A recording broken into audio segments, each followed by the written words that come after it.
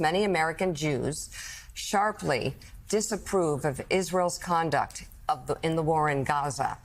The latest Washington Post poll of American Jews finds that 61% say Israel has committed war crimes against Palestinians, and nearly 40% say the country is guilty of genocide against the Palestinians. American Jews are particularly unhappy with the current Israeli government.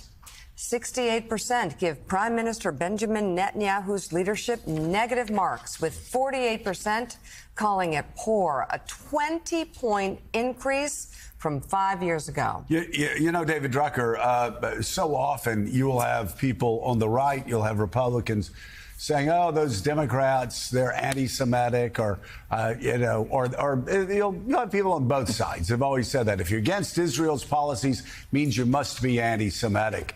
Well, in this case, I mean, the numbers are just staggering. 61% of American Jews think that Netanyahu's government has committed war crimes in Gaza. Almost 40% believe they have committed genocide. And as we've been saying on this show for a very long time, I fear, as a longtime supporter of Israel, that the Netanyahu government, for whatever gains they make, are causing irreparable political harm here in the United States, among the one country that has been a steadfast defender of Israel since 1948. Yeah, it's been a real challenge, I think, for Benjamin Netanyahu, and I don't know that he's fully cognizant of it. I've talked to some people in Israel, and some people feel he's aware, and some people feel that there's just a lot of tunnel vision going on. On the one hand, I don't think this deal would be in the offing without all of the risks that paid off that the Netanyahu government took in going after Israel's enemies, including Iran. On the other hand, there has just been growing dissatisfaction in the United States politically among voters here with how the Netanyahu government has conducted its military affairs. I've talked to Democratic operatives who care about Israel and U.S. support for Israel, who blame this on Netanyahu himself. They go back to Netanyahu's address to Congress during the Obama administration. President Obama, very notably, did not invite Netanyahu to give that speech. Congressional Republicans did, because they were trying to defeat the Iran deal, discourage President Obama from signing the JCPOA. And that was the first time an Israeli prime minister had really become a negative figure in the eyes of Democrats. Then we see, over the past 5, 6, 7 years, a real change on the American right, where you just have much less support for military involvement overseas and U.S. global leadership abroad.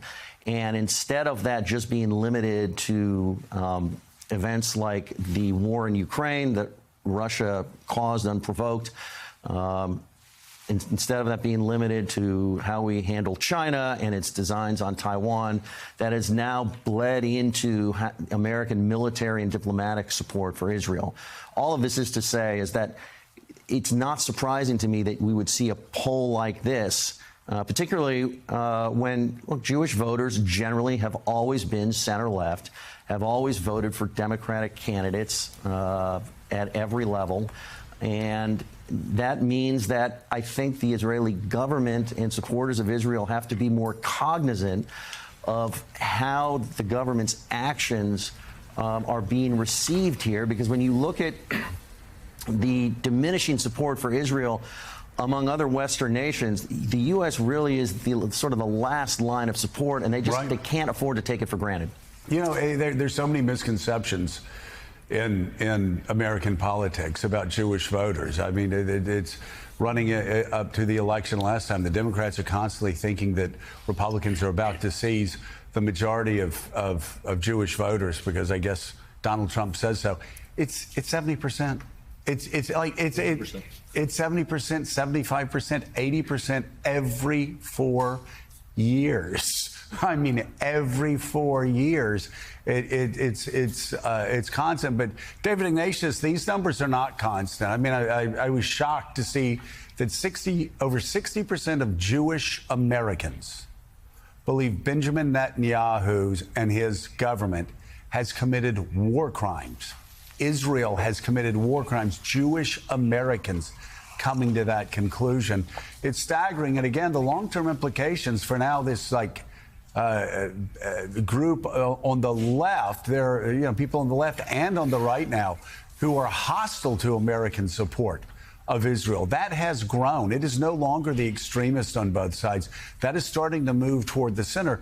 I mean, the long-term implications for Israel and support for Israel in the United States, if, like me, you're a supporter of Israel, that's pretty devastating.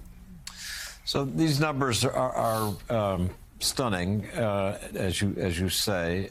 I can't help but think of the way in which Netanyahu, as he was pushing Democrats, began to call more and more on support from Republicans. The moment where he defied Obama and made the address to Congress with Republican support was a very partisan move, something that went against Israel's enormous success in speaking to all Americans across all different parties. That was the center of U.S. support for Israel for a generation. And Netanyahu went right at that. And so it's part of what we're seeing. Also, I think watching wars on television, as we've watched, scenes of the bombing of Gaza, is just enormously painful for people. I remember that during 1982 in the Israeli invasion of Lebanon, where people watched on TV a war I was covering in the midst of, and their impressions back home, the anger, the disappointment, was palpable. And that's part of what's happened as American Jews, and the whole world has watched this war. However justified it may be to go after Hamas after October 7, the images just piled up day after day. And it is extraordinary, Joe, as you said, 61% of American Jews saying they think war crimes were committed. I thought I'd never see a number like that. Yeah, I thought I never would either. And I think what's so damning is the fact that, yes, after the heinous terrorist attacks by Hamas against Israel, against raping Israeli women and burning Israeli grandmothers, and you just go down the list of the heinous things that they did, killing children in front of parents, killing parents in front of children. Yeah. The whole world came to their side. What's been so devastating for the cause of Israel over the past year and a half is you have had Israeli military leaders and Israeli intelligence officers telling Netanyahu and his government, there's no more reason to fight a war in Gaza right now. We've achieved our military operations. You need to stop because it's just causing additional suffering and hurting Israel, hurting the cause of Israel. Netanyahu, according to the New York Times and a lot of other people who know him, he is committed to a forever war because that's what's in his political interest. That's the worry. And that is what has cost the nation of Israel right now. We have a lot to